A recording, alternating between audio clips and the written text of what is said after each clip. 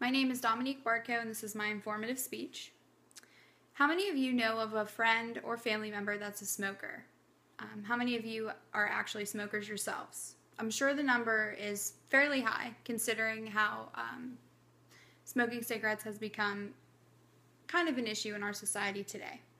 Tobacco use has been a part of history for hundreds of years now. Native American Indians were the first to grow tobacco and use it for spiritual, religious, and medical reasons.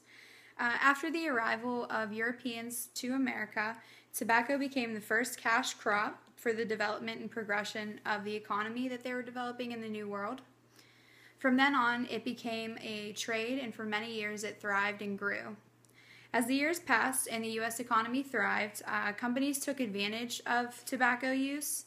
Despite the dangers that came along with tobacco use and the chemicals that eventually became added to them, companies still were selling cigarettes, promoting cigarettes, and allowing people to develop an addiction to them. To start, when chewing, as I mentioned before, chewing and smoking tobacco first came about with no added chemicals. Native Americans, like I said before, also grew it and used it for spiritual, religious, and medical reasons. The people new to America were introduced to tobacco by the Native Americans, and they used it as the first opportunity to make money and develop their new country. According to the authors of Smoking Cessation, there is a timeline in regards to tobacco use. In 1612, Jamestown settlers were the first to grow tobacco as a cash crop despite the Native Americans, and it helped pay for the American Revolution against England. By the 1800s, a decent amount of people began chewing and smoking tobacco. At that point, there was roughly about 40 cigarettes smoked per person per year, which is actually really low compared to how it is today, but there weren't as many people. In 1881, the invention of the cigarette-making machine triggered what would be the cigarette industry today, or tobacco industry today. The first tobacco company was the American Tobacco Company, and they remained the largest and most flourishing company for a long time. The development of the cigarette smoking machine allowed for cigarette smoking to become more popular, tobacco chewing to become more popular, and the Duke of Durham cigarette packages, they were the first packaged cigarettes created by the American Tobacco Company, and they were produced and distributed. They remained the most powerful and largest company, as I mentioned before, until Marlboro came about in the 1900s. By then, once Marlboro came about, more people thought to create companies and use this as a way to make money. During World War I and World War II, soldiers were actually given free cigarettes, so this kind of started the addiction to cigarettes. Once they returned home from the wars, most of them continued to smoke, and cigarettes were also marketed to women in the United States and those that weren't involved in the war. By 1944, cigarette production reached about 300 billion per year, which was a really big change compared to the 40 cigarettes per person at the start of it. From 1950 on, an understanding of the dangers of cigarette use came about. The number of smokers was increasing, along with the number of lung cancer patients, and it grew simultaneously. Cigarettes also were revealed to cause heart and vascular diseases as well, and emphysema.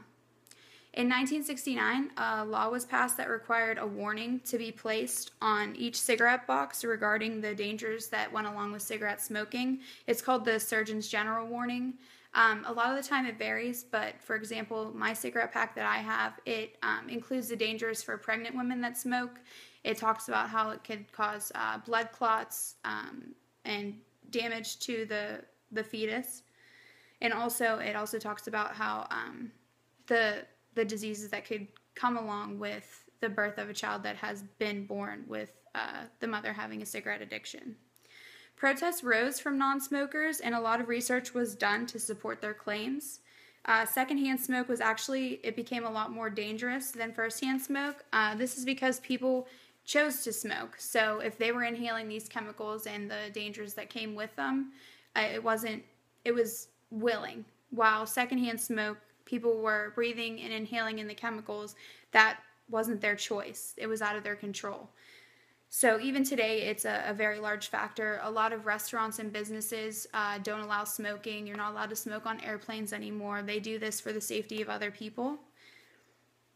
Throughout the 70s, 80s, and 90s, many regulations and lawsuits were actually filed against tobacco companies. This resulted in them having to give money to anti-smoking campaigns.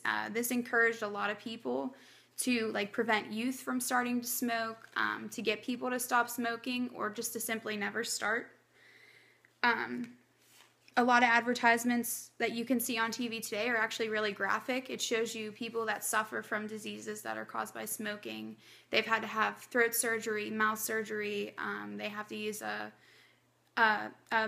machine that allows them to speak because their throat is so damaged, or the organs in their throat are damaged from smoking, so they can't take any of that back.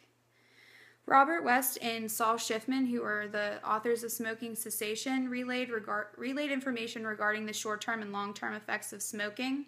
Now, the short-term effects are like a smoker's cough that's really consistent, sore throat, destruction to taste buds, and it also affects your sense of smell. A lot of people say that once they quit smoking, they're able to breathe a lot better through their nose, they're able to taste things a lot better, and also any pains in their lungs or any coughing tends to dissipate with the stopping of smoking. The long-term effects are as follows. There's lung cancer, throat and other organ cancers, chronic obstructive pulmonary disease, which this is personal because my grandmother actually has that, and watching her smoke 2 packs a day while she has a smoking disease is actually really sickening.